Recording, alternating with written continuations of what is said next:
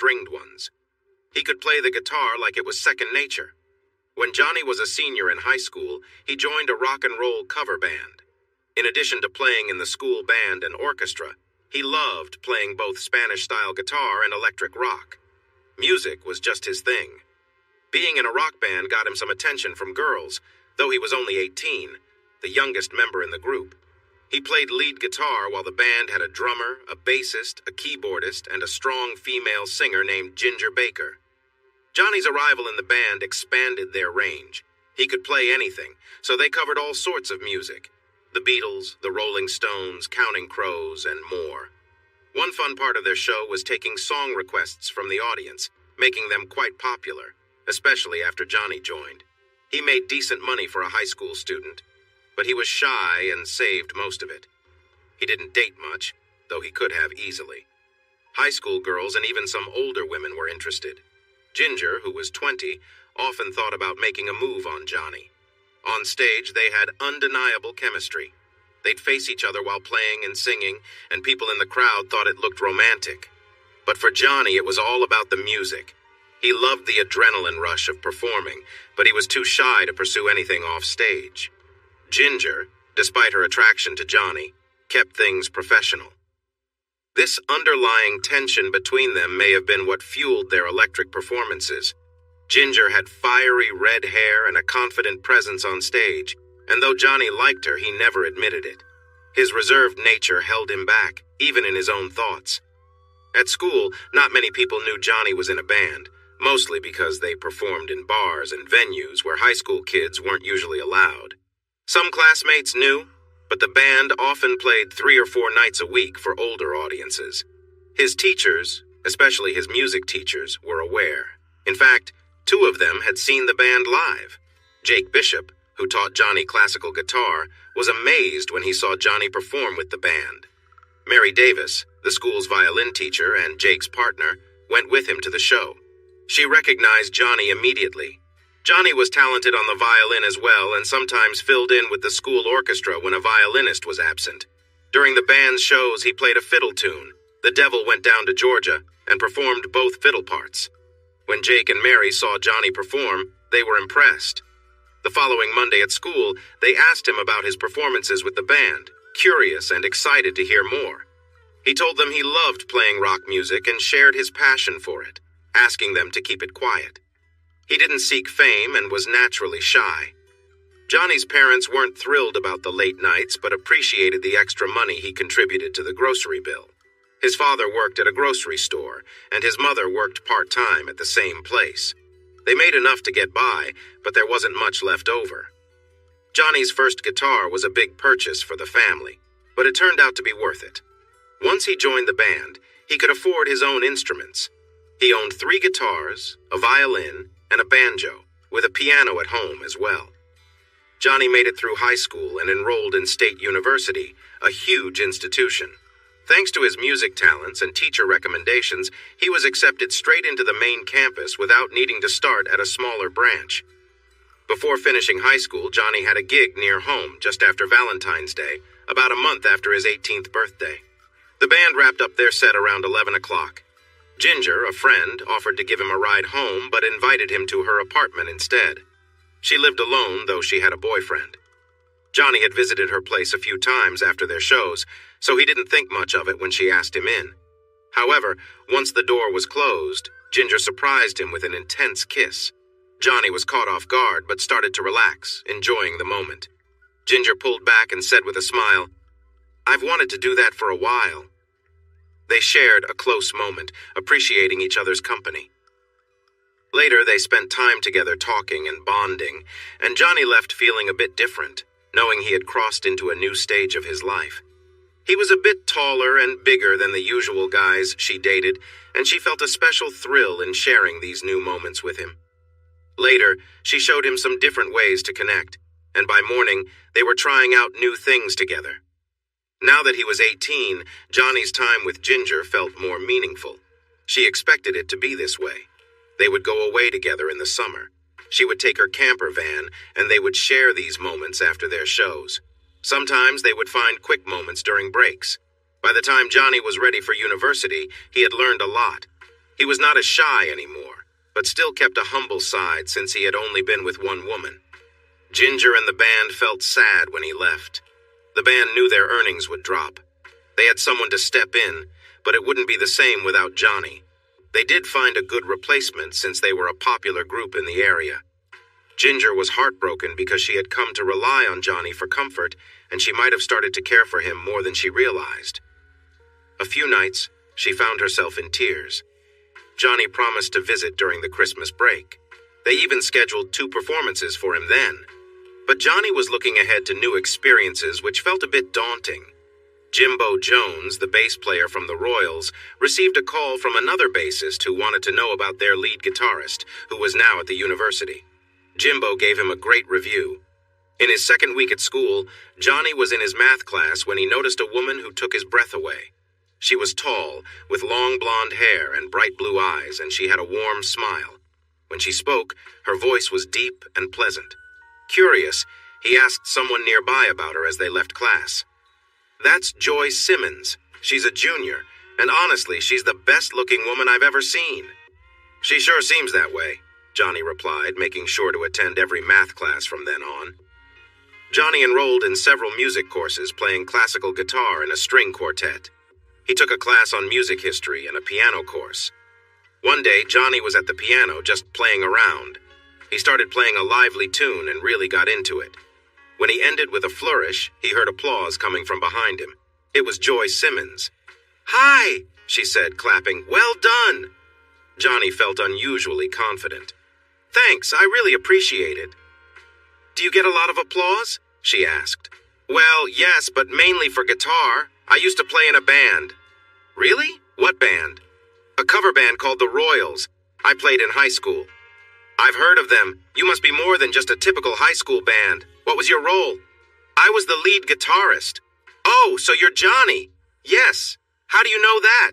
"I know Ginger. We were friends in high school. I lived close to her." Once she told me about her talented young guitarist, Joy flashed a bright, charming smile at Johnny. Johnny felt himself blush. We were close. We are close, really." "But you're not in that band now that you're here, right?" "Only during breaks. They found a new lead." "I know. They took him from my band, offered him more money. Maybe some perks. I'm not sure. He was involved with my drummer and me." "You have a band here?" "Yep, and we need a lead guitarist. Interested?" "Is it a rock band? Country band? What kind?" "Alt-rock and some country. We're doing okay. Maybe you could come to our garage studio and give it a try." Johnny was excited. This woman was beautiful, and he knew she would be the singer. They arranged for him to come over off campus at 7 in the evening. The garage studio was large. Harry Billingsley, the drummer, came from a well-off family. They had turned a barn into a practice space. Johnny arrived, looked around, and was impressed. He brought his electric guitar and a banjo since they mentioned doing some country music. They set up, and he met the band. Joy was indeed the lead singer. Harry played drums, Bob Leto was on bass, and Jerry Highsmith played keyboards and sometimes fiddle. They all sang at different times, mostly in harmony. They had some original songs and wanted to start with one that Harry wrote called Sad Song. It began slowly and built up to a strong finish. It wasn't easy for the lead guitarist, but Johnny didn't have to sing on that one. He looked at the music, played around a bit, and added his own bluesy feel to the hook. He looked up at the others. "Okay, let's try it." The band seemed unsure, but they got ready, and Johnny ran the intro. When they started the song, Joy's voice was rough and great for the blues style. Johnny followed their lead until it was his turn to take the lead. He gave the song a bluesy feel, and the keyboard picked up the energy. They played faster and harder, finishing with a loud ending. Johnny hit a long, high note at the end, using some reverb. Then it was done. "Oh my!" Joy exclaimed happily. "Wow, that was fantastic! Different! You're hired!" It took Johnny about 2 weeks to learn the songs, practicing together at night in the garage. They had a show scheduled for the coming Friday and Saturday at a popular bar. Johnny should have felt nervous, but he didn't. He always loved playing. However, he would have to sing harmony with Joy on a slow song. The previous guitarist had done it. Johnny was unsure about his singing. He knew he could do harmony, it was easy, but he wasn't certain how well it would sound. They had practiced, but he hadn't listened to the recordings. He would just have to give it a go. The Friday show was at a local pub with a decent-sized room and a small stage. The audience sat at tables, most of them having eaten. The show began at 8. The band chose to perform a lively rock song first, complete with a long guitar solo. Johnny played exceptionally well. The audience responded with loud applause, and the performance was off to a great start. Joy's singing mesmerized Johnny and the crowd. She could sing any song, whether upbeat or a slow ballad. Together, she and Johnny created a rhythm that complemented each other perfectly. The show was a big hit, and after a few more songs, the audience clapped for more. Johnny took out his banjo and told the band, "I got this." He stepped forward, sat on a stool, and played Foggy Mountain Breakdown. At first, the crowd seemed unsure, but soon they got into it. After finishing, Johnny took a bow and the band left the stage. Outside the bar, they celebrated with high fives. Joy gave Johnny a big smile and said, "You were fantastic. You were amazing too, along with everyone else. I love performing." The next show on Saturday was in a larger venue near campus. News about their band spread quickly and the place was packed. The performance went great, leaving the band feeling really excited. The day after a big show always left Johnny feeling a bit down. Sundays were usually spent in his dorm room practicing classical guitar, which helped him find peace. Johnny had become an important member of a popular local band called the Prawls. The semester passed quickly, with the band performing around twice a week. They could have played more, but Johnny, Joy, and Bob were still in school and wanted to keep their grades up. Harry and Jerry, who had graduated, were now focusing on writing new songs, with some turning out really well. During break, Johnny returned home where his family was delighted to hear about his band. He mentioned he would help pay for his remaining tuition for now. He then visited his old band. Ginger was happy to see him and shared news about upcoming shows. Joe Dash, the new lead guitarist, would also be joining them, and they would perform together. Johnny agreed, and they had a practice session before the first show. He met Joe Dash, a tall man in his late 20s with dark hair. They introduced themselves, and Joe asked about Johnny's previous band. "Heard Joy sang really well," he said. "She did," Johnny replied, "but she's just part of the band for now." "That's cool. We had a good chemistry in the practice." Johnny played a little more reserved, but he felt comfortable with their new setup. Joe couldn't really keep up with Johnny when he went all out. Their first show was at an auditorium out of town. The crowd enjoyed it, though there wasn't any dancing, just a lot of drinking. The performance went well, especially when they got to the guitar duel part. Joe started strong, and Johnny followed, playing great but holding back a little. Joe pushed harder, but then Johnny completely stole the show with his skills. That was the highlight. They wrapped up the night with a final song and an encore. As they were heading outside, Ginger approached Johnny and kissed him passionately. Joe quietly slipped away, and Ginger led Johnny to the van, where they enjoyed each other's company. Afterward, Johnny asked her about Joe. "Joe's a good musician. He's nice enough, but he's not you, and he knows it," Ginger said. "How are things with Joy?" "Joy and I get along well on stage, but we're just friends." "Who's she dating?" "I'm not sure." "Why?" "Because, Johnny, when we got closer, the band got better. You know what I mean?" "Oh, I see what you're saying," Johnny replied thoughtfully. The next show the following week was even better. Johnny found himself thinking more about what Ginger had said. It made some sense, especially for a band with a singer who was more passionate when there was a stronger connection. Back at campus, Johnny had a show coming up with his college band, the Proles. With that in mind, he decided to talk to Joy. "Joy, when I was back home, Joe was with Ginger. Then she came back to me while I was there. She said something interesting, that if we were closer, the show might be better. I'm open to that." Joy smiled but looked thoughtful. "Johnny, that might be true. But I feel differently about you than I did with Joe. I've been hesitant because I'm not sure if it's just for the show or something more." Johnny felt a little disheartened. "Well, I really care about you. You're smart, talented, beautiful, and you've got the best voice I've heard in a long time." Joy smiled warmly at his words. She walked over to him and stood close, staring into his eyes. There was a moment between them, full of unspoken feelings. She leaned in gently, brushing her lips against his, but then she pulled away slowly. "After the next show," she said with a smile, then walked away. The following show was incredible. Joy and Johnny shared a strong connection on stage that made their performance even more electric. She playfully teased him during the set, and Johnny's playing was full of energy. The final encore felt like a release of everything they had built up, and the crowd erupted with excitement. After the performance, Joy pulled Johnny into the bus. They spent time together, growing closer than ever before. The bond between them was strong, and after that, Johnny realized he was falling in love with her. Joy told him she felt the same. Their chemistry on stage only grew stronger, and soon, they started attracting attention. One day, a representative from a recording company noticed their talent and approached them. Their journey together was just beginning. He wanted to create a live album that would be made from several upcoming shows. The band talked to someone Harry knew about the contract they were offered. After a few changes, they signed it. The contract was fair, splitting the earnings evenly for one album. They prepared some new songs for the next performances. 3 of the shows were in larger venues, but the first one would be in a smaller bar. They planned to keep things more relaxed for that show and have more fun during the other 3. The smaller show featured some slow songs where Joy and Johnny played their instruments softly. During one of the slow songs, Joy noticed Johnny getting a bit too excited. She teased him playfully. The venue was small with people close by. Johnny played gently, using his acoustic guitar. Then he picked up the pace. The music built up, and the whole atmosphere was energetic.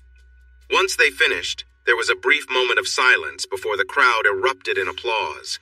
The acoustic show ended up being part of their live album. The next 3 shows contributed to a second album. The contract was updated and everyone earned some money. Both albums were released at the end of Johnny's first year in school. They went on a supporting tour afterward. Joy and Johnny were so excited about their relationship that by the end of the summer tour, they decided to get married. It was a small wedding with only family, the band, and a few friends. Ginger attended as well. Johnny was pleased to see her, and she seemed to be doing well. Her band was having success and creating their own music. Johnny was focused on finishing school. He signed up for several required courses to get them done together. He enjoyed math and computer courses because they reminded him of music. The band played 2 shows a week at nearby venues, with all of them selling out. Their albums were selling well. However, they made the most money during the summer tour, and another tour was planned for the next year. Meanwhile, the couple's relationship had many ups and downs. There were times when they just enjoyed being close and peaceful with one another. Johnny liked those moments the most. Joy was set to graduate at the end of the year, while Johnny still had 2 years left. The band wanted to increase the number of local shows and travel further. After the first semester, Johnny agreed. At this point, he was making more money playing in the band than he would likely earn with a degree. But he knew that money wasn't everything. In the spring, they planned to travel up to 300 miles for shows. If they went that far, they would perform for 2 nights. Johnny liked that because the second night always had an even more exciting energy. He was struggling in most of his courses except for music. With determination, he finished the year with passing grades. Johnny did really well in the class for playing classical violin. He got really into it and spent a lot of time practicing. His teacher, Millie Smith, suggested that he could keep playing the violin and maybe even join a big orchestra if he worked hard. Johnny told her that his band's summer tour would stop him from doing any summer work. But he promised to take his violin with him, along with the fiddle he used in the show. The summer tour was a big hit. The band took a 2-week break in late July to make a studio album. Johnny wrote 3 of the songs. They finished recording just in time. Although Johnny wasn't completely happy with the final result, the album became very popular when it was released in August and reached number 1. They signed a new contract, and Joy told him they would get a bigger share this time. The other band members didn't mind because they knew Joy and Johnny were key to their success. They were all doing well. Johnny saved most of his money and learned about investing, putting some of it into funds.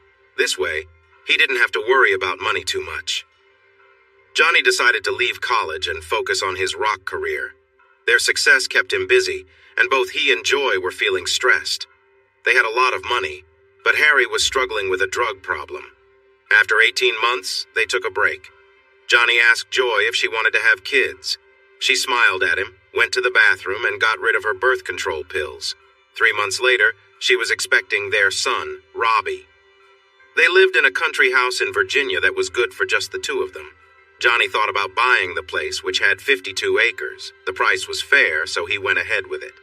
First, he built a modern recording studio. Then construction started on a big addition to the house. It took about 9 months to finish, just like Joy's pregnancy. Robbie and the house were both ready in the same week. Joy and Johnny made several studio albums, which sold pretty well. They wrote their own songs, and they were good. A year later, they welcomed a daughter, Mary, and then another daughter, Jane.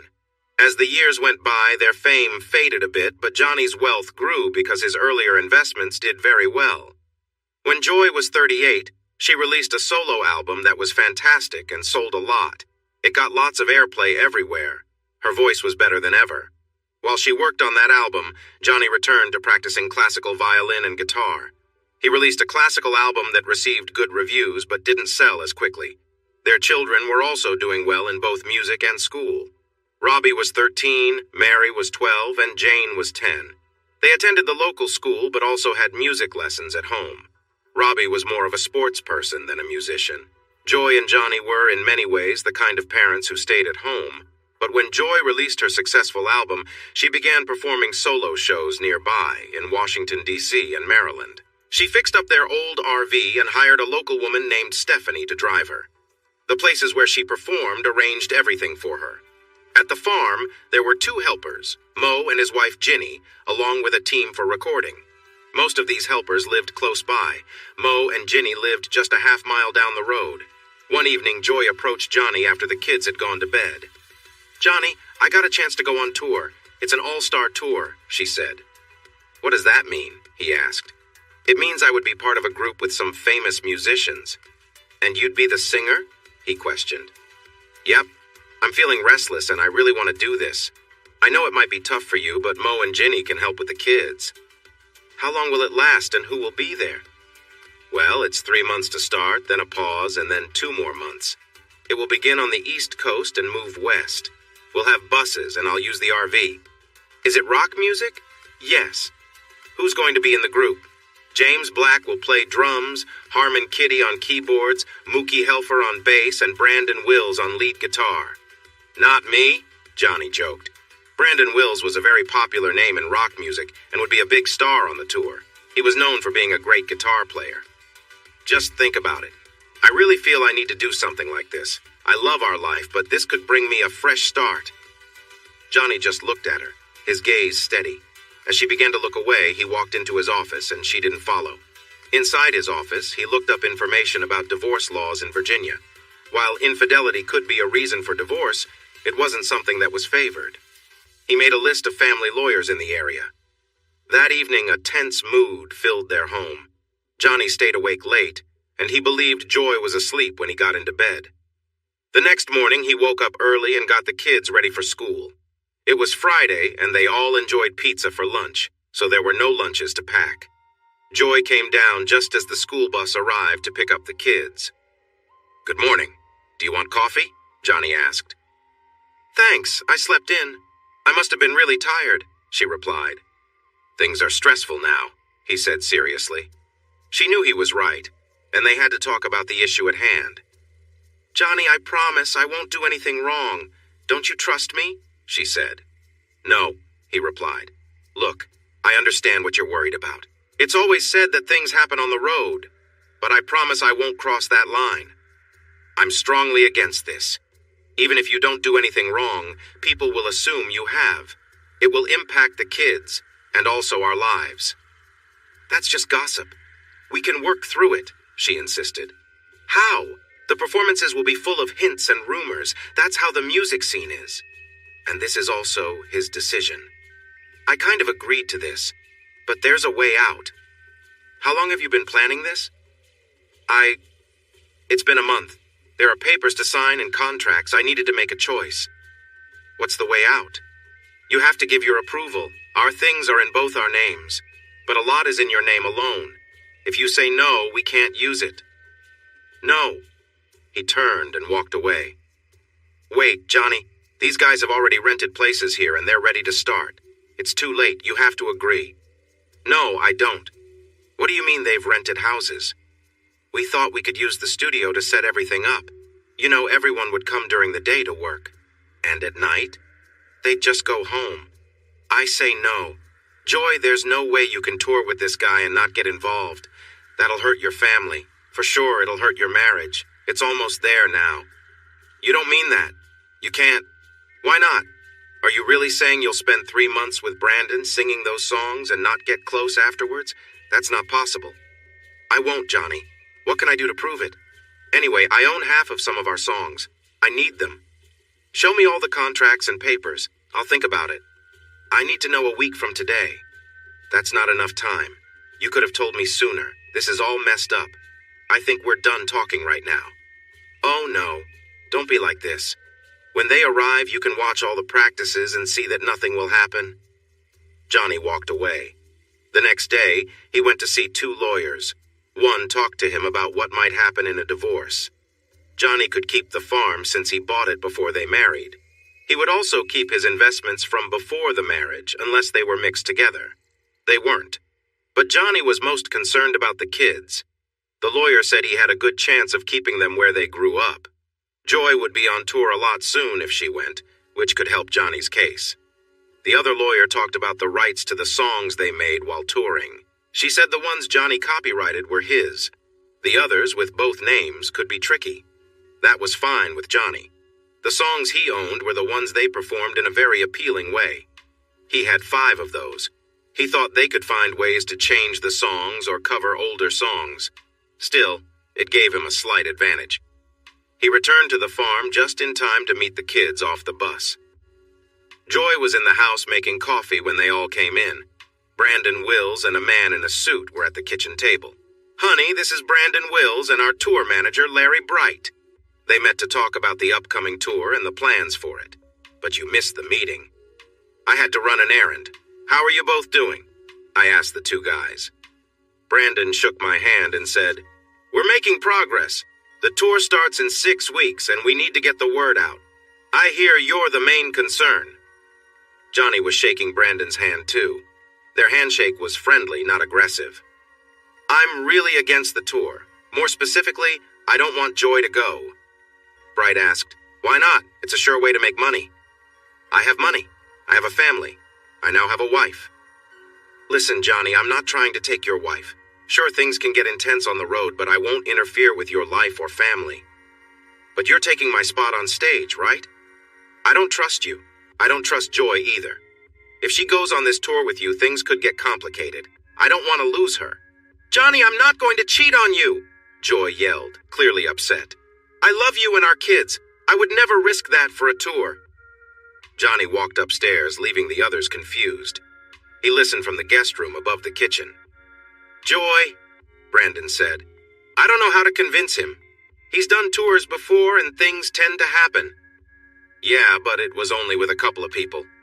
"Still, that's 100%. Even with good intentions, things can come up. How do we prove to him that we can manage this?" Bright added, "We need those songs for sure. I checked and he owns the best 5. Joy chimed in. "That's part of the problem. Those songs remind us of times when we got carried away. If you were in his shoes, would you want us to perform them?" "No," Brandon replied, looking down. "Maybe we could write new ones." Bright suggested, "What if we make a contract? Something to reassure him about the boundaries. If Joy doesn't stay true, there are consequences." "Like what?" Brandon asked. "Like losing a lot in the event of a separation?" Joy reacted, "No way, not for a tour. If he can prove anything, he could still seek a separation, and my lawyer said he'd likely get the best outcome for the kids. So what do we have to lose?" "Her family," said Brandon. "That means a lot." "Brandon, are you thinking of bringing someone along?" "I could if that would help. I know some people." "Sure, I'm sure you could. Maybe even a few. 3 is the most. Our RV isn't that big." "Let's drop it. If he hears that, he'll lose it. He needs to mature. He doesn't own you, just your best songs." "Maybe we can invite him along," Bright suggested. "No, he won't watch the kids if I'm not there. We'll ask him to help get ready. He can see how it goes for himself." Bright said, "But how could he know what happens after the show? Security keeps people away, including him." Joy replied. Johnny would guess something happened by the next performance. He'd pick up on it. It's hard to hide things from him. Brandon chimed in. Maybe we can create some tension. Just a little teasing back and forth, then step back. That could give the show a fresh feel. I did that once for a couple of weeks. What happened then? Joy asked. Well, the usual. It's a tricky situation. The trio decided to invite Johnny to help with the show preparations. When Johnny came for dinner, Brandon was present, but Bright was not. Johnny asked, "Why are you here now?" His tone wasn't polite. "I wanted to invite you to help with the preparation. We're starting tomorrow. Are you in?" "Sorry. I might drop in occasionally, but if Joy goes on this tour, it will be over for us. I can't help with that. I hope you keep that in mind. Where is she?" "She's at the studio. I wanted to assure you that I have no intentions towards her. No trust. I don't really know you. I know your reputation. I understand how touring works. If she goes, it's over. I plan to tell her tonight before you all get too involved." "Can't you see reason?" Brandon asked, feeling frustrated.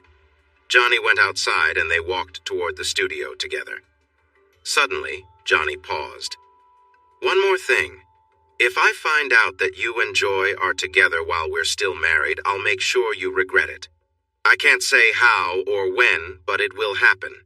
So it's not just her that's at risk. That's a threat. You can't say that to me. Your word against mine. No hard feelings. Right now I feel like my marriage is falling apart. I can't think of many ways to save it. Maybe if you stepped back. I can't do that. I need the money. I have a lot of responsibilities. That's your choice." Joy came out of the studio just then. Brandon entered, feeling uneasy. He had never been threatened like that before, and he believed Johnny meant what he said. He decided right then that he would stay away from Joy, no matter what. Later that night, Johnny talked to Joy about the tour again. "Joy, I don't think you understand. I want to be very clear. If you go on this tour, I will get a separation order and file for divorce. I say that because I believe you'd find someone else while you're away, so it would be over. You know there's a good chance of that happening, yet you still want to do this. To me, that means you want to leave. Want the good life you used to have? Johnny, you're being weak. If our marriage ends, it won't be my fault because I won't cheat. So save your anger for something real. I won't do it.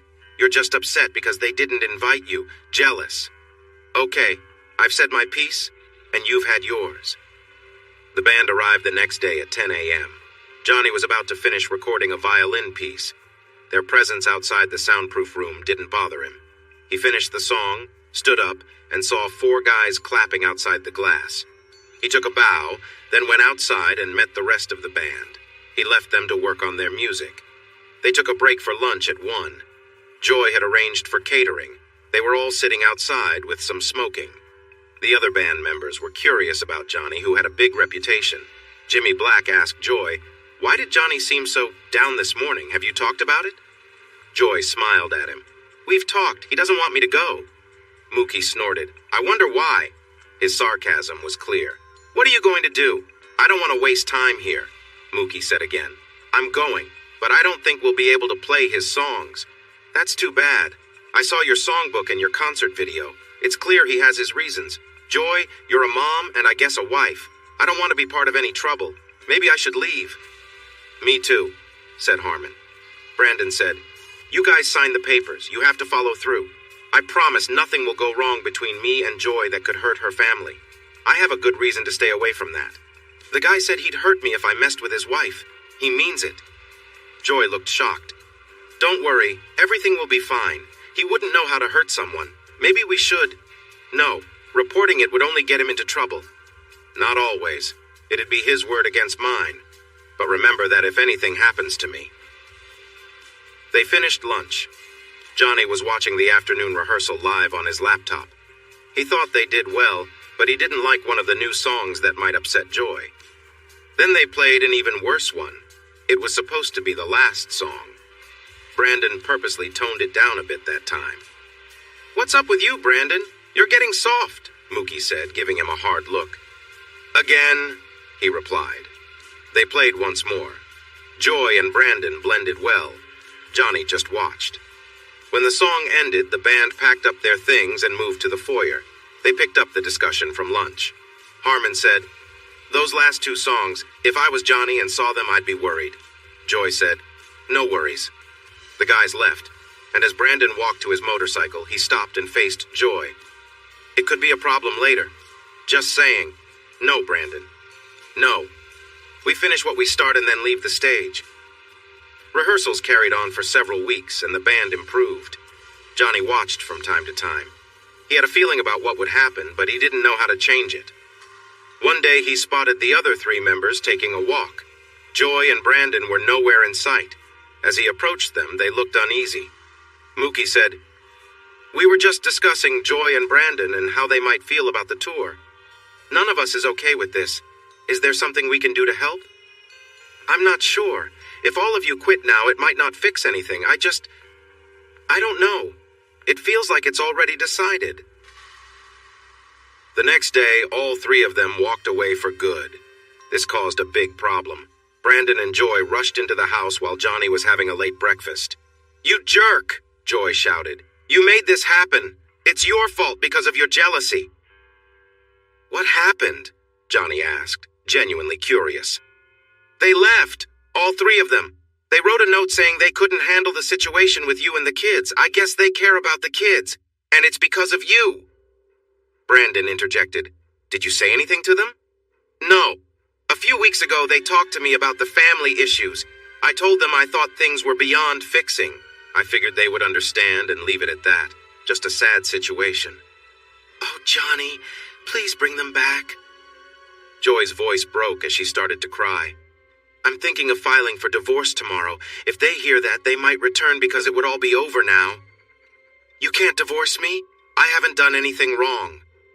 I just thought maybe that could bring them back here. We might be heading for divorce anyway, with or without the tour. You don't seem to care for me much right now, and it's clear you don't love me anymore. So why wait? Please, Johnny.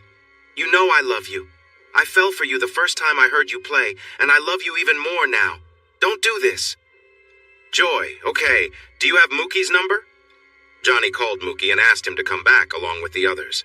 After a serious talk where Johnny promised the band's participation wouldn't harm their marriage, Mookie agreed. Johnny realized that if Joy didn't go on the tour, she would hold it against him forever. He didn't see how their relationship could last if she viewed him as the reason she couldn't chase her dreams. On the other hand, he thought maybe she could do the tour without feeling betrayed. It was a small chance, but he had hope. So he made sure everyone knew he thought the tour should continue. He asked his lawyer to pause on the divorce papers. Rehearsals wrapped up, and they were ready to go. At this point, Johnny barely noticed the final rehearsals, checking only at the end to see how they finished. It always bothered him. Johnny set it up so he could watch all the concerts on his smart TV. Their first stop was Philadelphia, where they had 2 shows. He watched closely and was pleased. The band performed well and received good reviews, though not overly enthusiastic ones. All the venues were sold out. Johnny paid special attention to 2 moments. At the end of the first hour, Joy and Brandon performed a duet with a catchy tune. They finished with a beautiful harmony. Then, there was the grand finale at the end of the encore. He watched that closely, too. In those first 2 shows, he saw nothing that made him doubt Joy's loyalty. They had 1 show in Harrisburg. Everything seemed fine there, too. Next up was Pittsburgh. The first show in Pittsburgh didn't raise any of Johnny's concerns. But when he saw the duet at the end of the first hour of the second show, he understood something was wrong. Joy didn't last that long. Johnny had arranged for Mo and Ginny to stay overnight when the tour had performances. He told them he would be away for a while. He prepared his truck, packed a small bag, and set off for Pittsburgh. The drive would take about 4 hours. Johnny arrived in Pittsburgh around 3 in the morning. He found the venue and spotted Joy's RV parked nearby. He had forgotten his cell phone but had brought a small camera. He parked his truck near the fence and used a horse blanket to cover the barbed wire. After climbing over the fence, he quickly scanned the area for security and found nothing. There might be cameras, and he wore a hoodie just in case. He hurried to the RV door. He knew Joy had changed the electronic lock code, but he had a device that could help him figure it out. It worked quietly, and he slipped inside. He walked cautiously down the short hallway and peered into the bedroom. Brandon was lying next to Joy, and they were both asleep. Johnny snapped a couple of low-light photos. He noticed an ice bucket in the living area with some melted ice and 2 open bottles of wine. He set the wine aside and took the bucket to the bedroom. Johnny was angry and acted quickly. He poured the icy water over both of them, which caused a lot of noise. Brandon jumped up, and in a moment of frustration, Johnny swung the bucket at him. Brandon fell to the floor. Johnny glanced at Joy, who looked confused. He pulled Brandon off the bed. Johnny took control of the situation, and Joy shouted, "Don't hurt him, Johnny, please!" She tried to reach out, but he easily pushed her back. "This is your fault," he said calmly, and she recoiled in shock. He then grabbed Brandon's arm and positioned it on the floor. Johnny looked at Joy again. He tripped and fell down the stairs. "If I see the police, you're both in trouble. Otherwise, this is it. Enjoy your time." Johnny pulled Brandon to the door and opened it, leaving him halfway down the stairs. He dropped a wine bottle on the ground and a bucket inside the RV. Johnny quickly returned to the fence, climbed over into the truck bed, pulled off a horse blanket, jumped back into the front seat, and drove away gently. He was on his way home. For a while, Johnny drove on autopilot, wondering how long it would be before the police caught up with him. Maybe they would stop him on the road. He just followed signs to DC.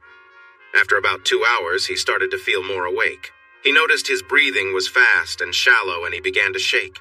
He pulled into a rest area as dawn broke. He sat there for a bit. When it was fully light outside, he stopped shaking, started the truck, and drove home. No police bothered him. Johnny arrived at the farm around 8:30. The kids were getting ready for school, and he gave them hugs.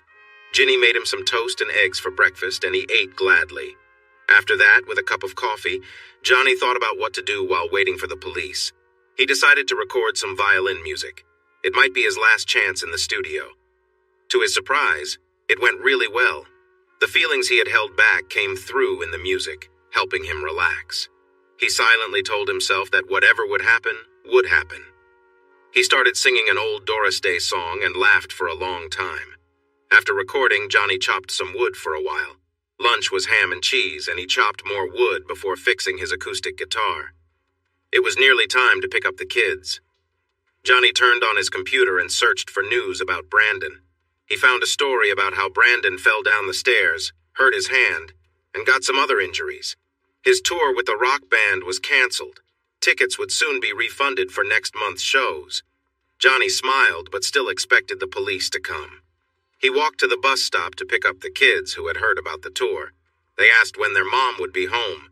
Johnny said he didn't know, which reminded him to check for messages on his phone. After snacks and setting the kids up for their homework, he checked Joy's phone location. It was still in Pittsburgh at the arena. He felt unsure about what that meant, so he decided to call. The phone went to voicemail. "Joy, I heard the tour is off. I'm wondering when you might return. The kids are asking." That was all he said. Ginny cooked burgers and coleslaw for dinner, a family favorite. After they ate, his phone rang. It was Joy. "Hello? Hi, are you okay? Are you home?" "Yes. And the kids?" "Okay, I wonder when you'll be back." "I spent a long time talking to doctors in Bright." "Yeah, how's the boyfriend?" "Brandon isn't doing well. He has a head injury and his hand is really hurt." "Oh no. That's all you have to say?" "Yep. The kids are asking when you're coming back. They heard the tour is on hold." "I'm unsure. I feel bad about all this. I'm a little scared." "Well, let me know when you decide. This is a safe place for you. No worries. I probably won't be able to stay too long." "Why?" "Hold on. We can talk more when I get home. I'll leave today. The tour can't go on unless we find another guitarist." "Oh, man. Come on, Johnny." "And you?" He hung up. Joy came home after 2 in the morning. She parked the RV and stayed inside. In the morning, Johnny got the kids ready for school, telling them not to wake their mom. Then he went to the studio and recorded more violin music. Bach. It went really well, again.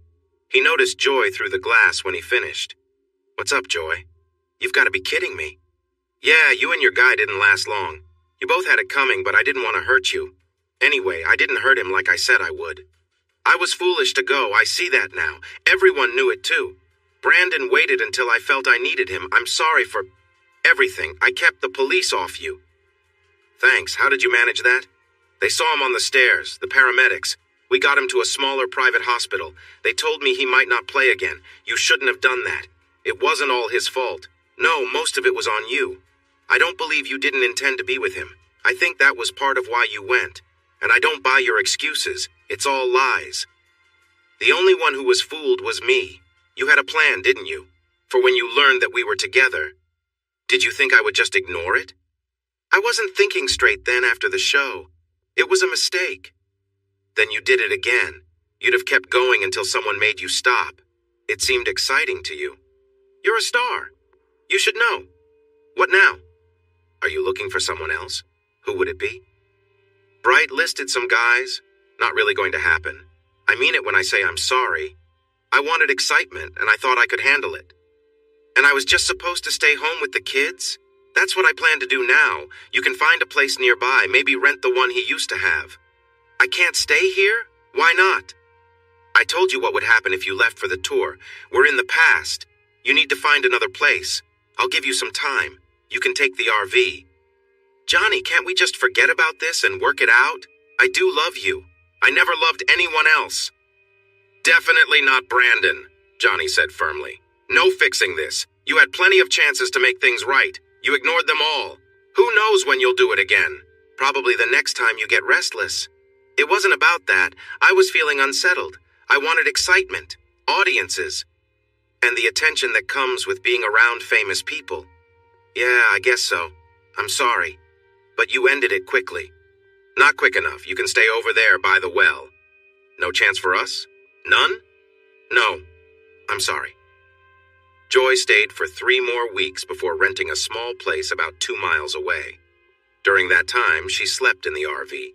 When she finally moved out, the kids were sad, but she was still close enough to see them every day. About a week after Joy moved, Johnny had divorce papers served to her. That night, she came over crying, and he let her inside. Can we change the papers to say irreconcilable differences? Putting adultery in there will only make things worse for both of us. It hasn't hit the news yet. I spoke to my lawyer. It could still be changed. Johnny thought about it, then called his lawyer to make the change. The divorce was settled quickly. Both of them had enough money, and they agreed on custody. Joy was close by, so they decided on joint custody, with Johnny being the primary guardian. During this time, Johnny released a classical violin album, which was well received and sold a good number of copies. He donated the money to the local orchestra and even played a concert with them. Preparing for the concert and performing brought him a lot of happiness. Joy and the kids attended the concert too.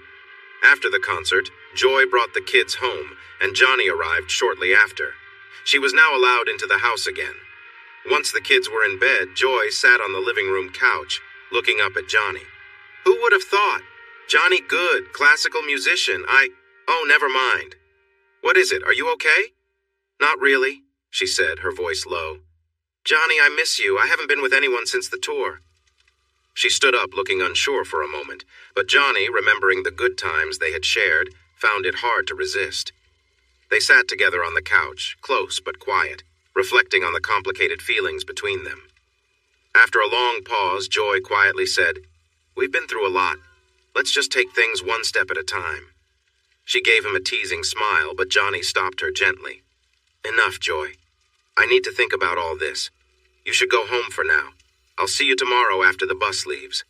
Joy pouted but eventually left, and Johnny, feeling drained, picked up his clothes and went to bed. The next morning, Joy was at the house early. The kids were still there, excited to see her, and she walked them to the bus. Johnny had spent a lot of time thinking about his relationship with Joy. He knew for certain that he would never marry her again. He wasn't looking for a committed relationship with her, but maybe they could stay close for a while, at least for now. Today seemed like one of those days. When she returned from the bus stop, Johnny motioned for her to follow him upstairs. Things escalated quickly, and Joy took charge, something she always preferred. Johnny had planned to avoid letting her lead, but a cramp in his leg forced him to let her take control. The moment between them felt intense, and afterward, even his cramp seemed to have disappeared. Afterward, they showered and got dressed. Ginny and Mo, Johnny's friends, gave them curious looks. It's not what you think, Johnny said, laughing. We just needed to freshen up before heading to the studio. The room burst into laughter. Once at the studio, they sat down to talk. "Joy, I want to be clear about something," Johnny began. "You're incredible, and I can't deny that I'm drawn to you, but we're never getting married again. I won't ask you to be exclusive, and I won't make that promise to you either. You can be with whoever you want, but if you do, I need to know so I can take care of myself. Understand?" Joy nodded. "Same here. If you're with someone else, just tell me. Also," Johnny added, "no staying over. I don't want the kids to get the wrong idea. Maybe if they're away at camp, but not otherwise." He laughed, and Joy laughed with him. The next day, Johnny got a call from an old friend, Ginger Baker. Johnny answered the phone. "Hey, is that Ginger Baker?" "Yes, it's me, Johnny. Well, I'm Ginger Rogers now. I married Billy Rogers." Johnny chuckled. "Ginger Rogers, huh? You always looked better than Ginger Baker anyway. How are you?" "I'm doing okay," she replied. "I've been divorced for 2 years now. I have my son Jimmy, as you know." "Right, Jimmy must be about 13 now?" 12, actually. We're still in College Town. I heard about your divorce from Joy." "Yeah, she went on that tour, even though I asked her not to. You can guess what happened."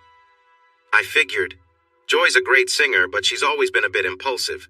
Still, I've always liked her. How are the kids?" "They're doing well. Joy lives close by, so they see her all the time." "And you? Do you see her much?" "We've kept things simple. We're just friends now, nothing more. I don't let her stay over when the kids are around. It's all about keeping things clear for them. What about you and Billy? Do you see him?" "Sometimes. It's a bit random. That's why I called. I might need a favor. Can you help me with some studio time?" "Sure. Tell me more." "I've written some songs. I have a small band here. We need to practice and record, but it's tough around here. I don't want to interfere with your work, you know." "Don't worry, you won't disrupt anything. Maybe you'll even help improve things. When do you plan to come, and who will be with you?" "Just me, Jimmy on drums, and a bassist. I play guitar, too." "Are you doing something like Tedeschi?" "No, just trying to earn some extra money for Jerry's college. We want to come when school is out, around mid-June. Is that okay?" "Perfect. Here's the address." This conversation happened in late May. A week later, Johnny mentioned it to Joy after they spent some quality time together. He was starting to enjoy these midday moments. Joy seemed to enjoy them too. They were getting along well. They stuck to their new arrangement, but there was nothing in the rules about seeing other people. Johnny had only been with Joy since she returned, and he thought she was only with him too, though he didn't ask. He trusted that she would let him know if things were different. Johnny said, "We had another great time, but I should say, Ginger called last week. She wants some studio time in mid-June. I said yes. She has a 3-person band and wants to get polished and record some tracks." "Okay. I'd like to see her. It's been a while. How is she?" "She seems all right. She's divorced now. Her married name is Ginger Rogers." Joy smiled at that. "She's always been lucky. Maybe you can find some extra space. It'll be her, her son, and 2 other band members." "I have an idea. I can bring out the RV for her and..." "Jimmy, right?" "Yes. What about the other 2 musicians?" "They can stay in the back room at the studio. It's comfortable enough and they can shower there. How long will you need it?" "Not sure yet. I'm just really glad to see her again. I have many good memories. Don't get upset." "I won't. I liked her in school. She was 2 years behind me, but we lived close. She could sing even back then. Her voice was better than mine for most things. It still is. I have a rock voice. She has a great voice, too. You have the best rock voice out there for anyone. That's a real talent." Joy smiled at his compliment. Ginny arrived with her group. Her son Jimmy was also a redhead and quite big for his age. He and Robbie became friends right away. It seemed like Mary liked Jimmy too, which made Johnny chuckle. The real surprise when Ginny arrived was that her 2 bandmates were women, Joyce Green on drums and Lacey Green, no relation, on bass guitar. Joyce was a strong-looking woman in her early 30s. Lacey was a soft-spoken, blonde, and cheerful young woman, while Joyce had dark hair and an olive complexion. Ginny made sure they were comfortable in the room next to the studio. Meanwhile, Jimmy and his mom, Ginger, moved into the RV. However, Robbie offered Jimmy a spot in his pull-out bed, which left Ginger staying in the RV alone. Despite its past, Johnny had learned to overlook any bad memories tied to it. They all enjoyed a casual dinner together, with hot dogs and burgers. The atmosphere was pleasant, and everyone got along well. Johnny noticed Lacey and Joyce seemed especially close, and later learned they were a couple. By 9:30, the kids were off to bed. Lacey and Joyce headed to the studio shortly after. Meanwhile, Joy and Ginger were sitting together, a bit relaxed from the night, reminiscing about their high school days, laughing and teasing each other. Johnny watched them, feeling a sense of nostalgia. Ginger, wearing a casual tube top and short skirt, glanced over at Johnny.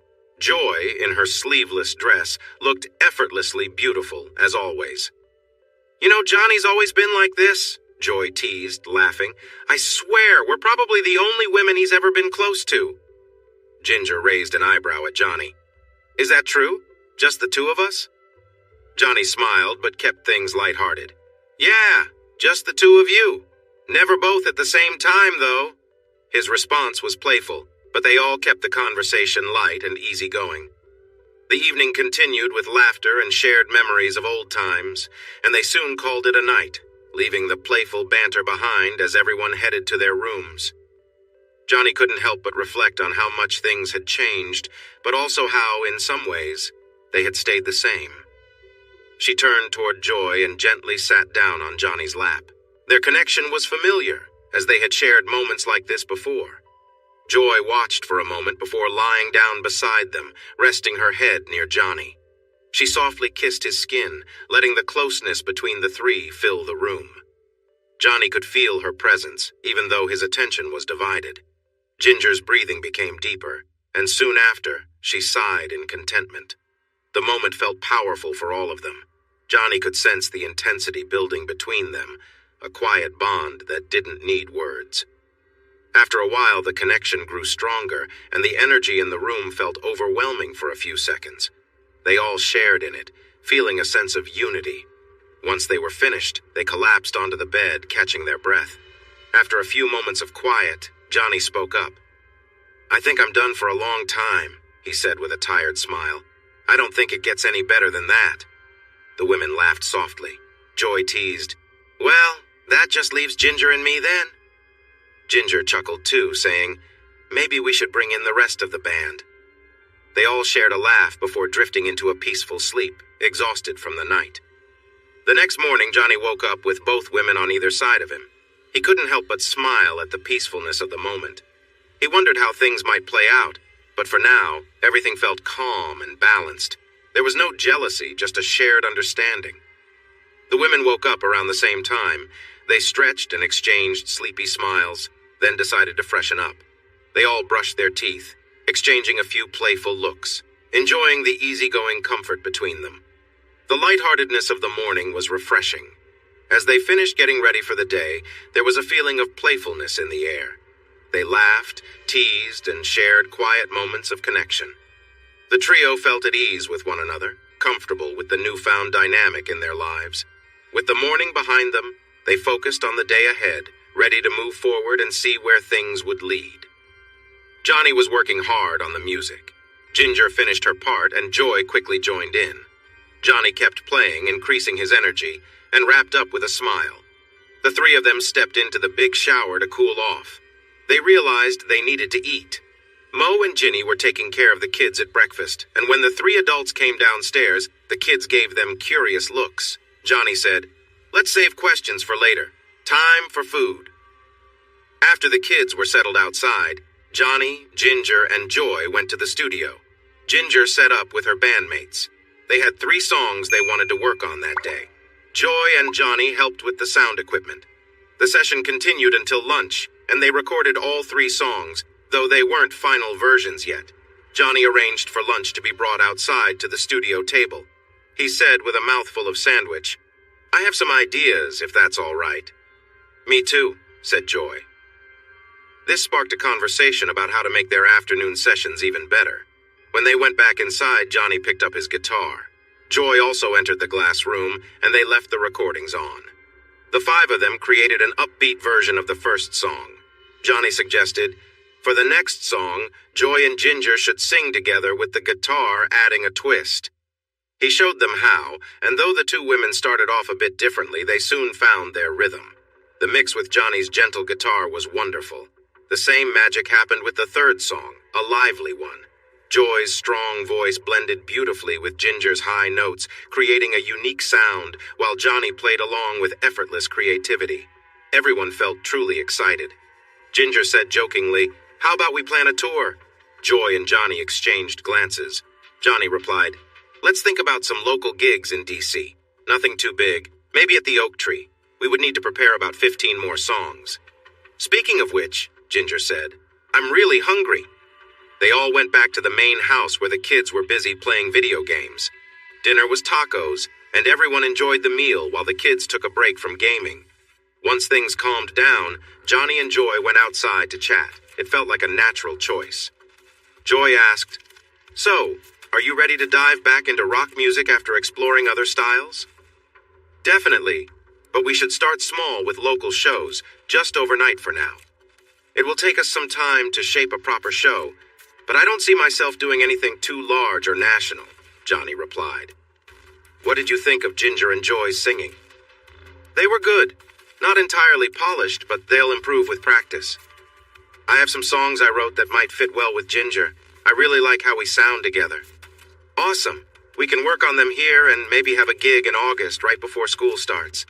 As they moved back inside, they passed the Greens who were watching the sleeping kids, and a sense of excitement filled the air. Johnny said, "Let's go upstairs to brainstorm. I think it'll really help our sound." The women laughed, feeling the fun of the moment. Ginger playfully tapped the front of Johnny's pants, smiling. "It looks like there's plenty to work with here." A few moments later, they were all settled in the big bed, laughing and relaxed. Ginger and Joy knelt on the edge of the bed, playfully moving around, as if they were waiting to see who Johnny would choose first. With a grin, Johnny did a quick "eeny, meeny, miny, mo" and tapped Joy. She giggled as he came over to her, and they shared a passionate moment, enjoying each other's company. Not long after, Ginger took her turn, and the connection between them felt just as strong. Afterward, Johnny sat back in a chair, letting the two women enjoy each other's presence. They continued to share in the warmth of the moment, exchanging soft kisses and hugs. As Johnny watched, he asked, "Did you two know each other back in high school?" They glanced over at him with a knowing smile, but didn't answer directly, just enjoying the closeness between them. Later, Ginger sat on Johnny's knee, making him smile with a playful touch. She gave him a quick kiss on the cheek and said with a grin, "That's enough for tonight. Time to rest." That night, they all slept peacefully together in the big bed. When Johnny woke up the next morning, he noticed Joy and Ginger spooning next to him, arms draped comfortably around him. Johnny thought briefly about whether he should feel jealous, but realized there was no reason for it. They all shared something unique, and it worked for them. They got up in time to help the kids with breakfast and start the day. The morning was spent fine-tuning the first few songs they had worked on, and by the afternoon they focused on 2 of Joy's pieces. The music was coming together perfectly, and Johnny even brought in a sound engineer to help with the technical setup while they played. Although they all shared the same bed at night, it wasn't always about passion.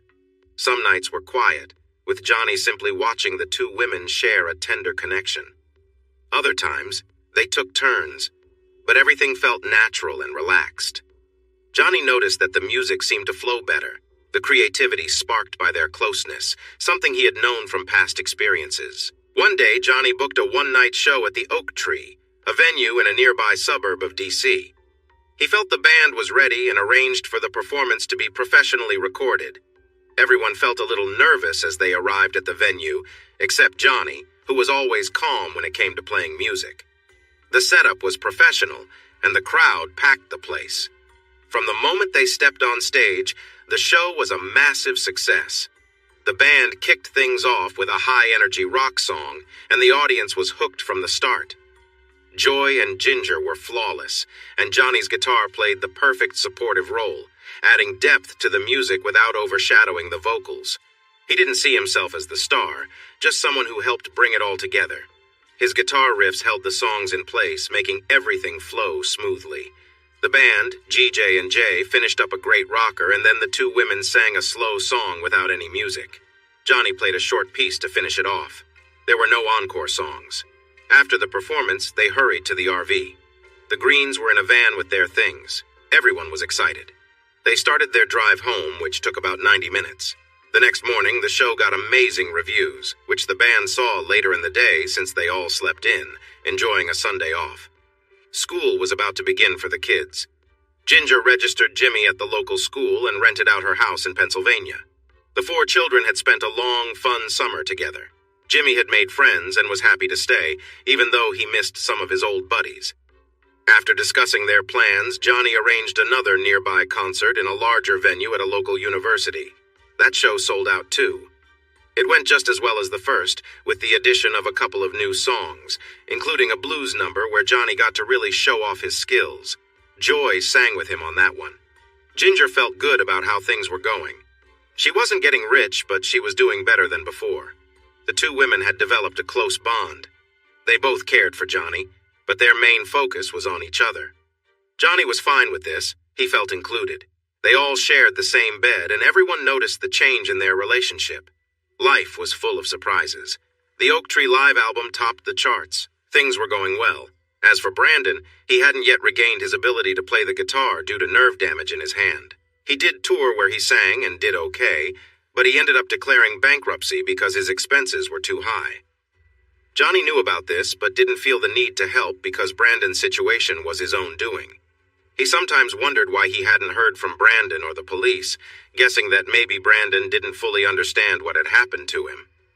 Time passed, and Johnny stopped worrying. He started to think that he might be in a better place now. Ginger surely was happier, yet he felt he had lost something because of Joy's actions. There was a closeness that seemed to be gone, and he doubted it would return. Johnny never thought of marrying either of the women. It just didn't seem necessary. He wanted to focus more on his classical violin playing, which brought him peace and happiness. He enjoyed rock and blues, but at home with the two women, he sometimes needed a break. He would go to his studio and play the violin. At one point, he decided he wanted a piano player and contacted a friend who had helped him with his classical album. He received a recommendation for a woman who was available that month. Lily Baxter came in for an audition. She was about 30, 5'6", slim, with light brown hair. She had a nice face, wore no makeup, and dressed simply for the audition like a friendly neighbor. When he saw her, they went to the studio together. He handed her some music, which she played easily. He asked her to join him for a short piece for piano and violin. She played perfectly, maybe even better than he expected. Her piano added depth to his violin, both in the background and as a leading part at different times. Together, they finished the piece. "You're hired if you'd like the job," Johnny said with excitement. "I would," Lily replied, feeling very happy.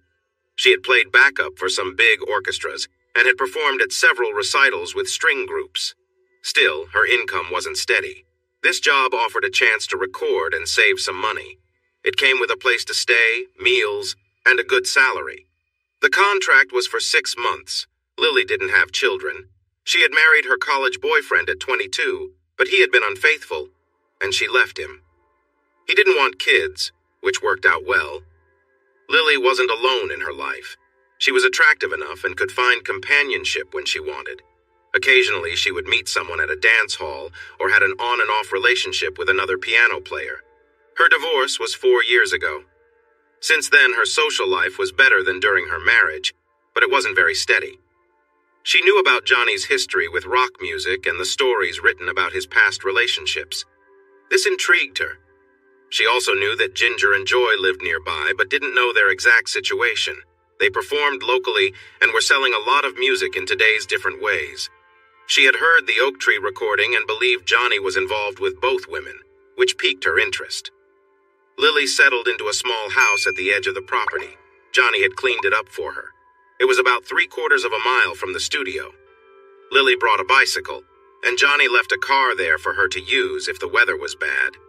In the mornings between 8 and 11, Johnny and Lily practiced and recorded. Everything was going well, sometimes even better than expected for classical violin. After 2 weeks, they had completed 6 tracks. The afternoons at the studio were reserved for the rock band's practices. They had another gig planned at a downtown university in 3 weeks. Ginger began coming by to watch Johnny and Lily practice. She was curious about how they worked together while playing.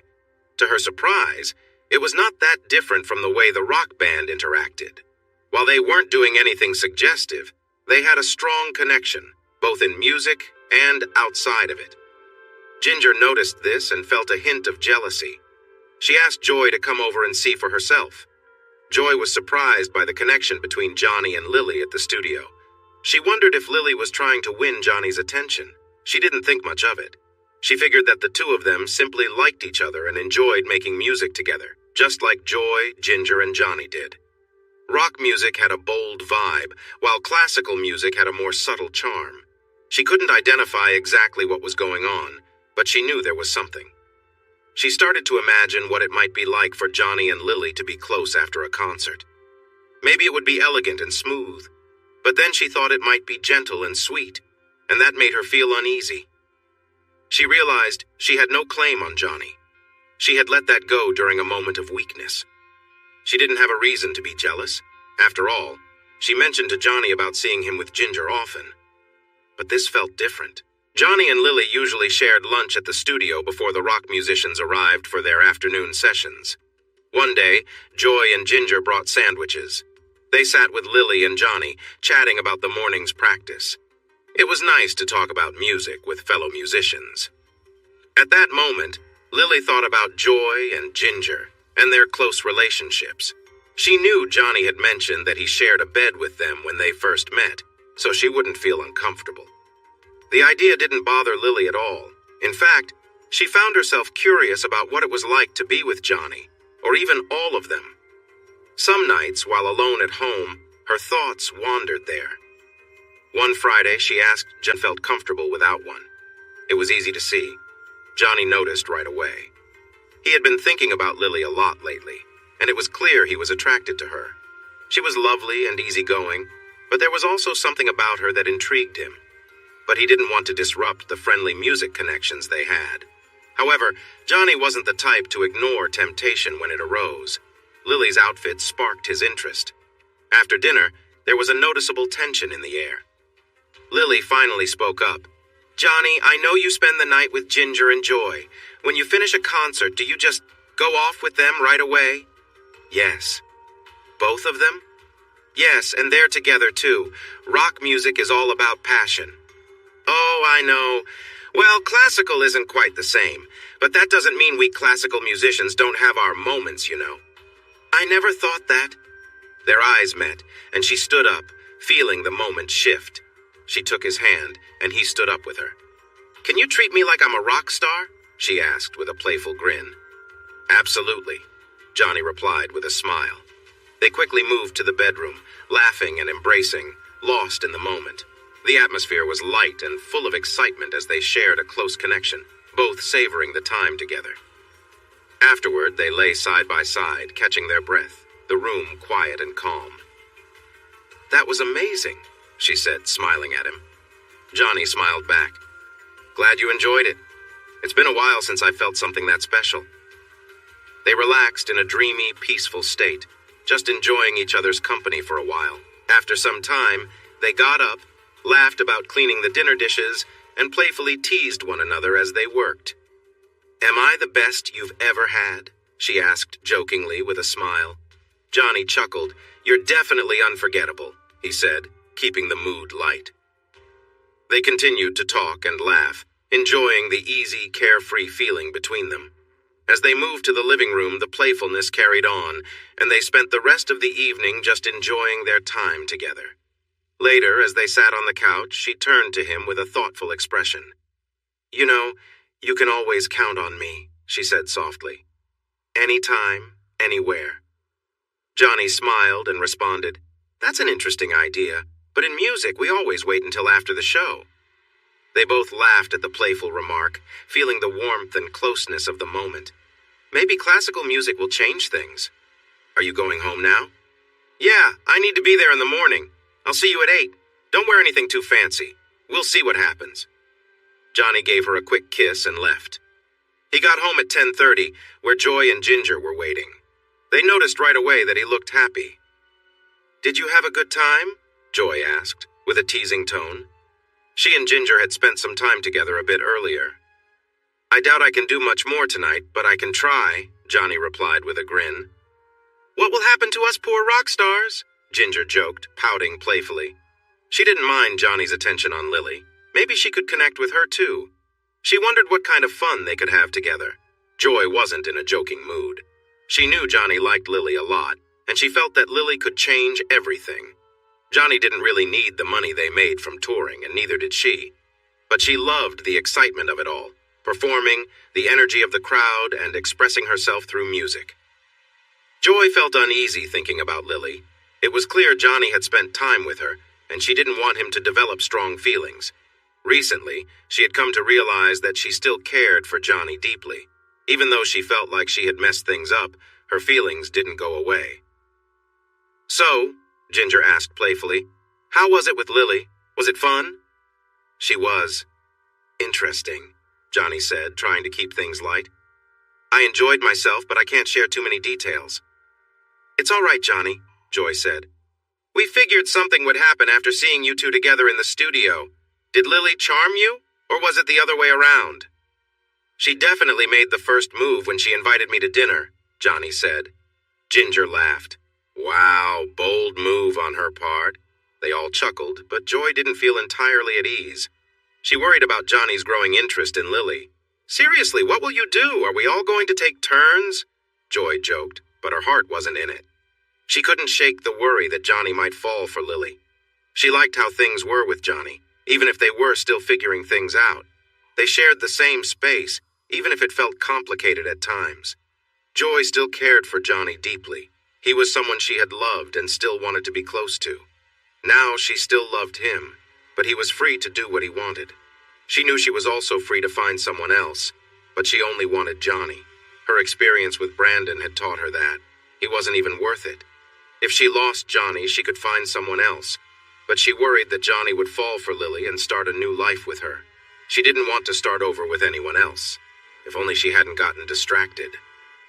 Johnny spent the night watching Ginger and Joy. They teased him a lot about it. Even though he found it interesting, he tried to stay focused. 3 women in one night didn't seem right, and he wanted to think about Lily until they got to the studio the next day.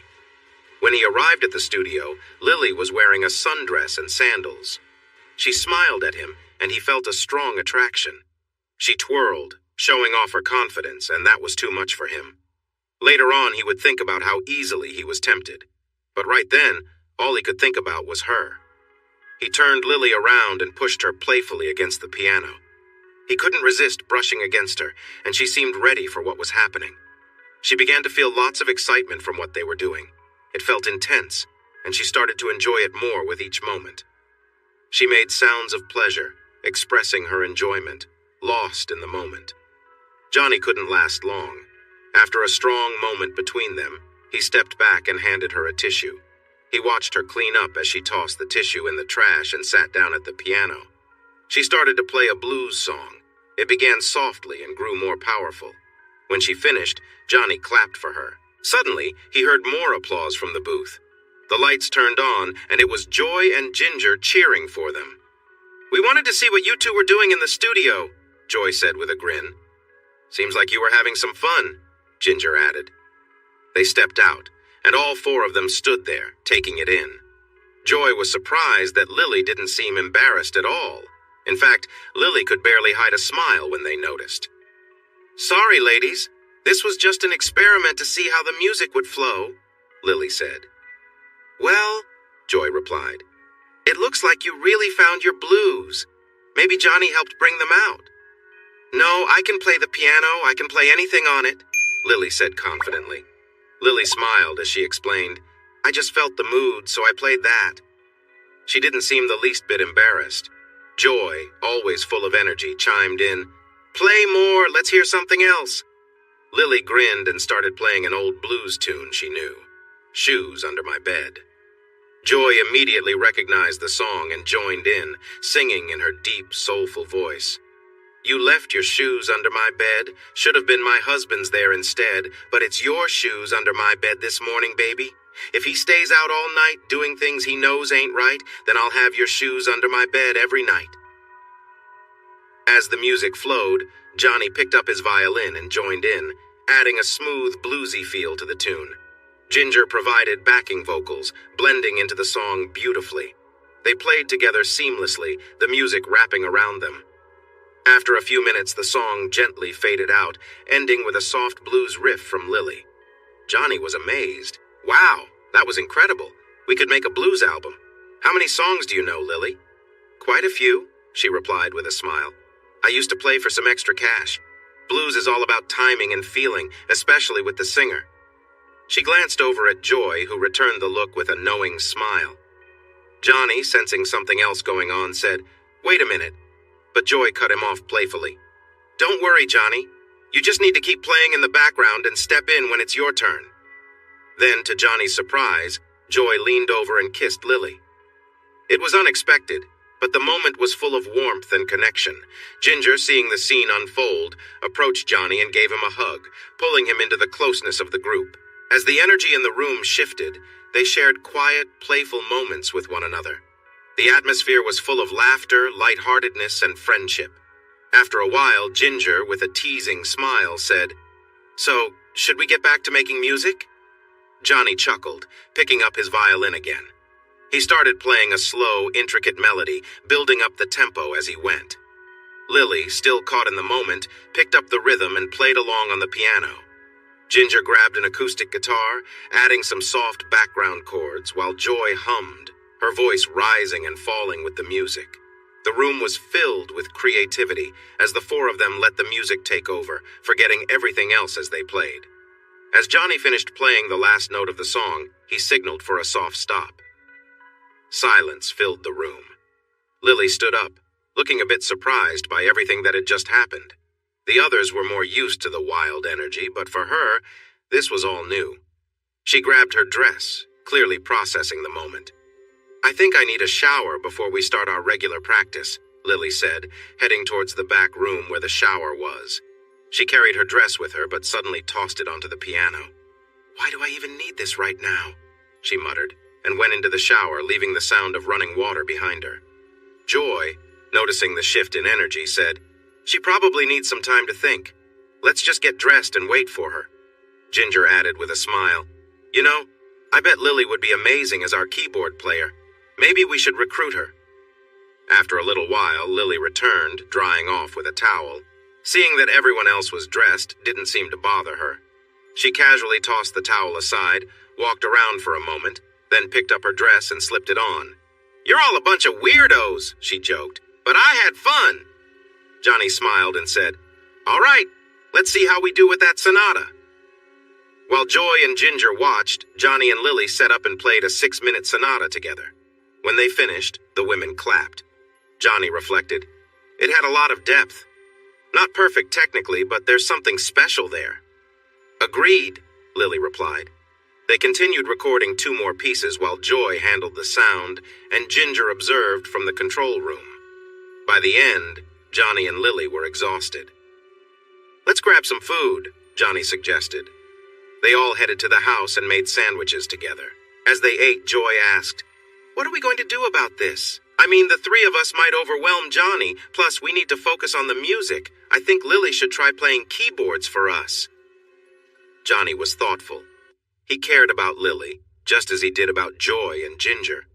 Despite everything that had happened, he felt a sense of protectiveness toward her. Lily, considering the idea, said, "Playing keyboards might be a stretch for me, but I'll think about it." Ginger, always practical, said, "Why not give it a try? I have a few songs that could use some keyboard or piano. Let's head back down and set up." They returned to the studio, and Lily gave the keyboard a try on one of Ginger's songs. After a couple of run-throughs, she had it down, and they recorded a take. Lily turned out to be a natural. "I'd like to try one with a real piano," she said. They switched to the piano, and once again it worked beautifully.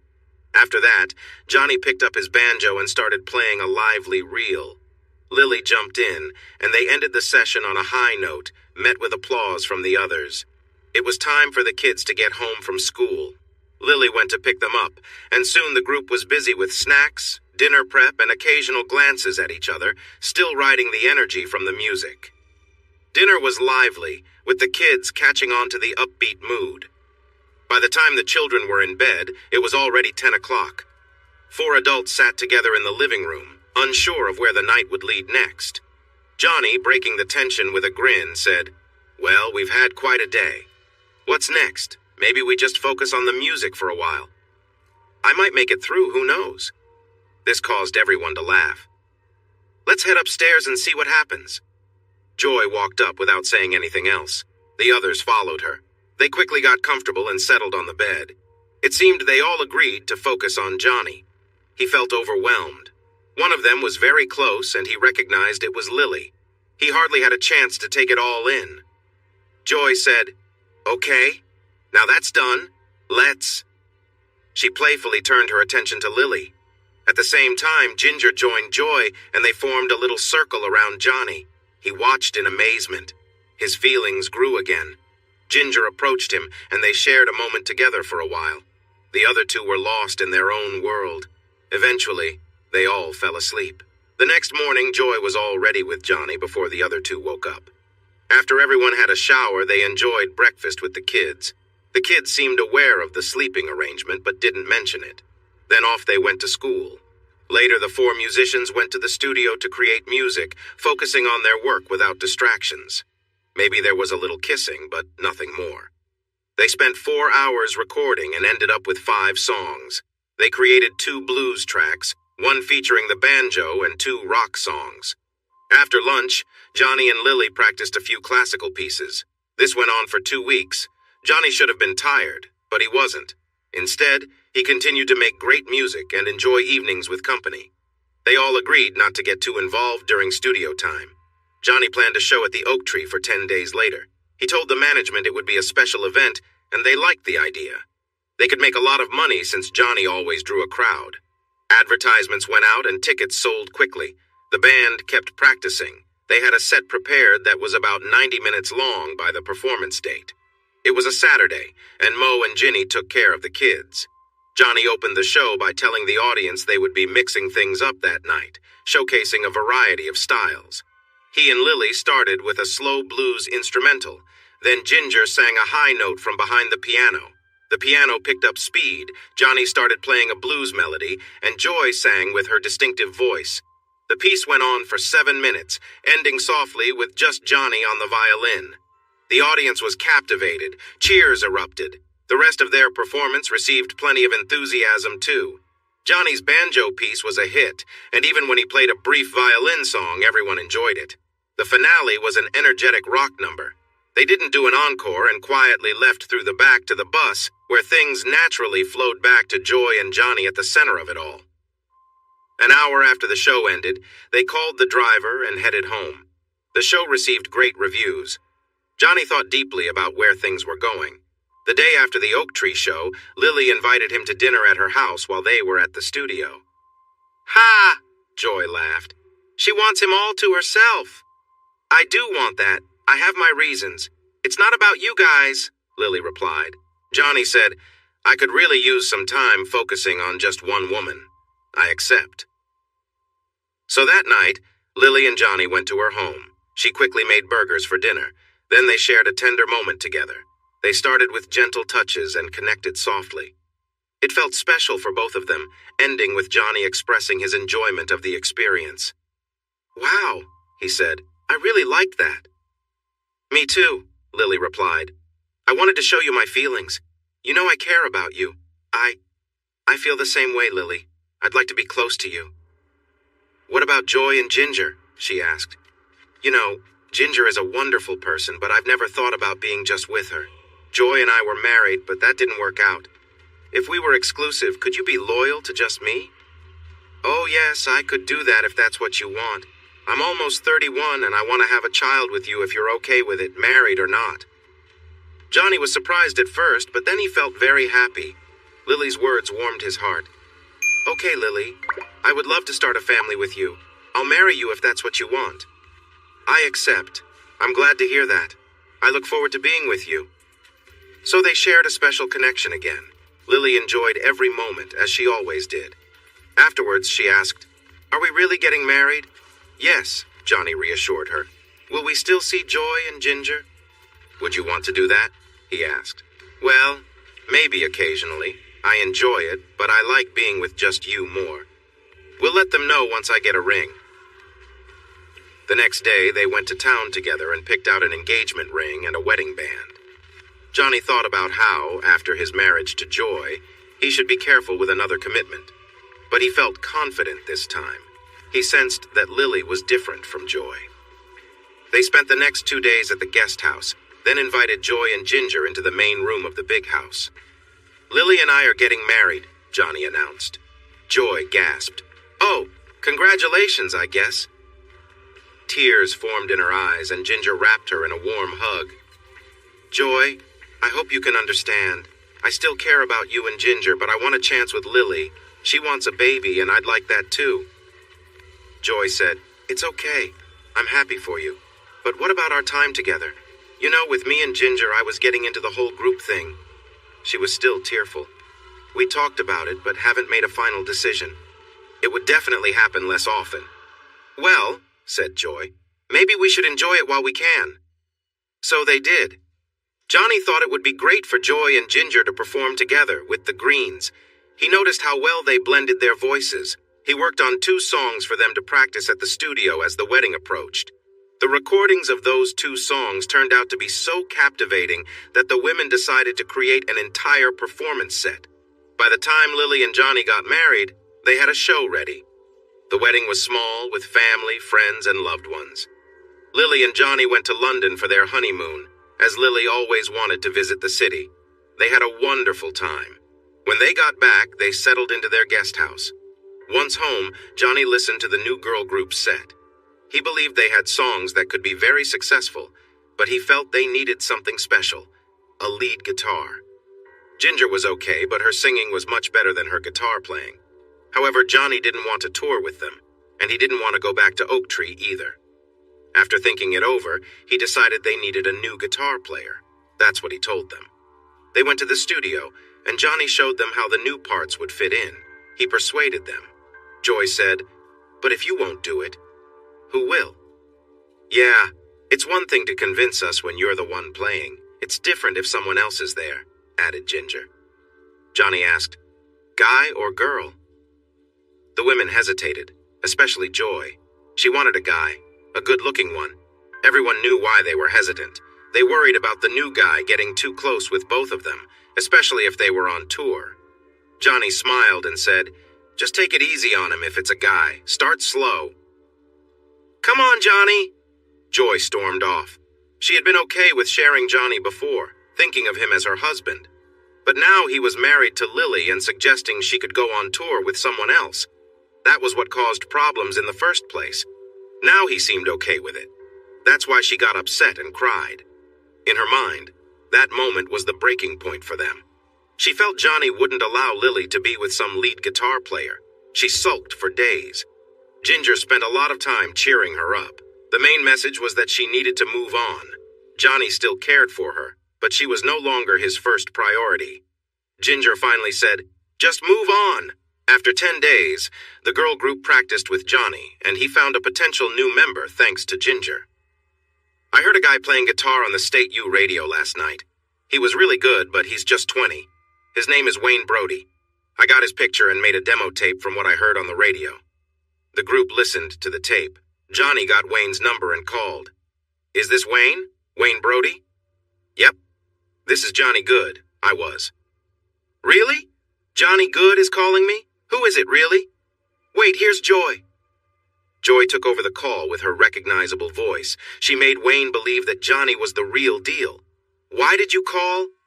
"We want you to come here and audition for a tour the girls are preparing. I can't do it myself." "What tour? When?" "We're getting a show ready with Ginger and Joy singing and our backup band, the Greens. We need a lead guitarist. I've been filling in for now, but I can't continue.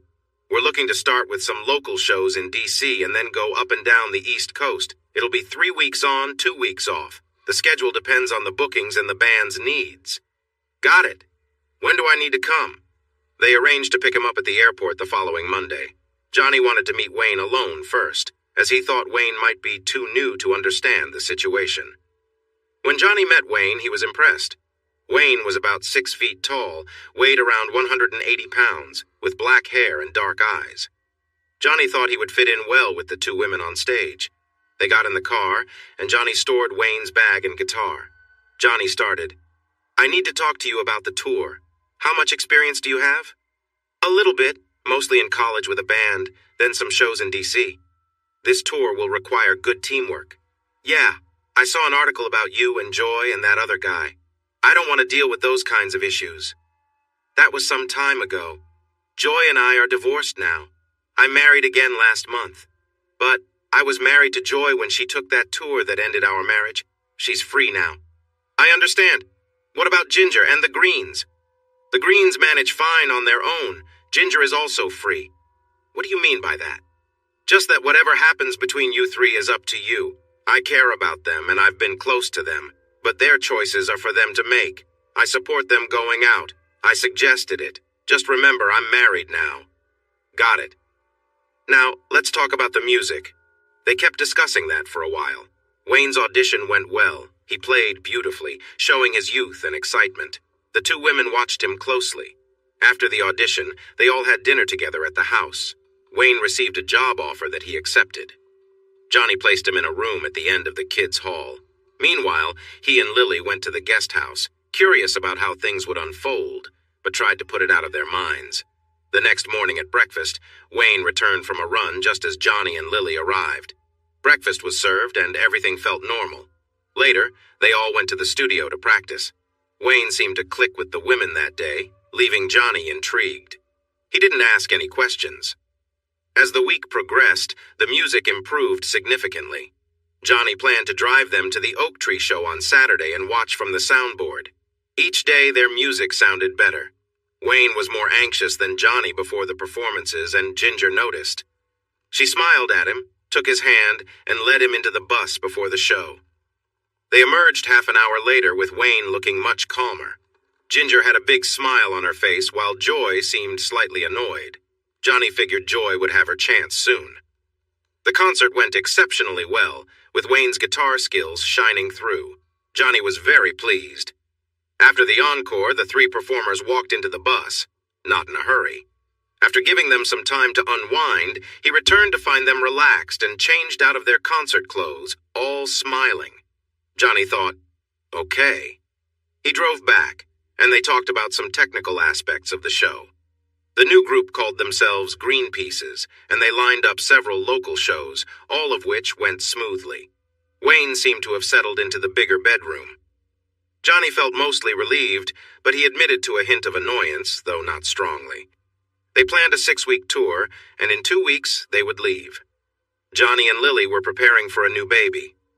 Ginger felt a bit uneasy about leaving Jimmy, but he reassured her, and that was settled. During the tour, Ginger and Joy kept in touch with their kids through video calls. Johnny and Lily moved back to the main house, into the big bedroom. Lily soon discovered she was pregnant, with a positive test just before the return of the others. Both she and Johnny were thrilled. When Joy and Ginger returned, they looked tired but happy. Their tour had been a success, earning good money and praise. Wayne stayed for one night before heading back to his college town. The Greens were off for an extended trip in England, where they had also done well. Johnny and Lily invited Joy and Ginger over for a nice dinner, and afterwards, they gathered in the big room. Johnny asked, "So, how did everything go?" Wayne left pretty quickly. Joy and Ginger exchanged laughs. Joy replied, "We had a great time with him. He was a big part of our journey, and he really enjoyed it." "I think he was embarrassed, which is why he left so quickly," Ginger said with a laugh. Lily looked intrigued. "What do you mean? I'm curious. Tell me more."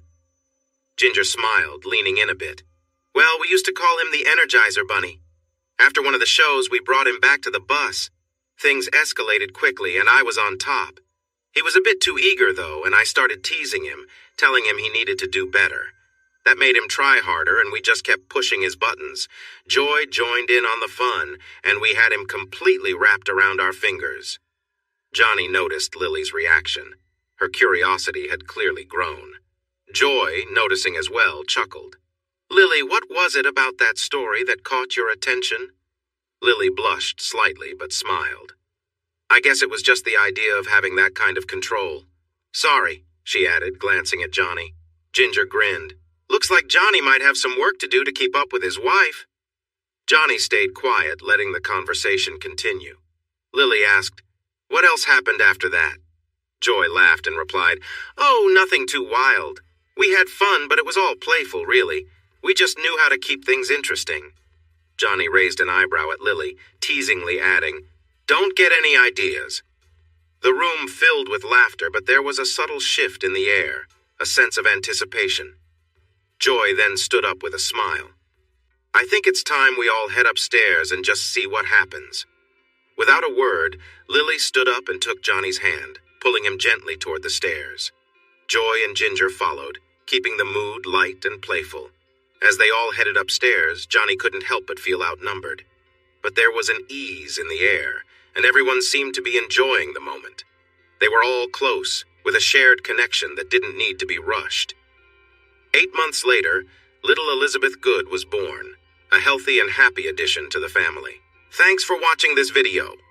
Don't forget to subscribe to Infidelity Plus to stay updated with more captivating tales of infidelity and payback. Turn on notifications so you're the first to see our latest content.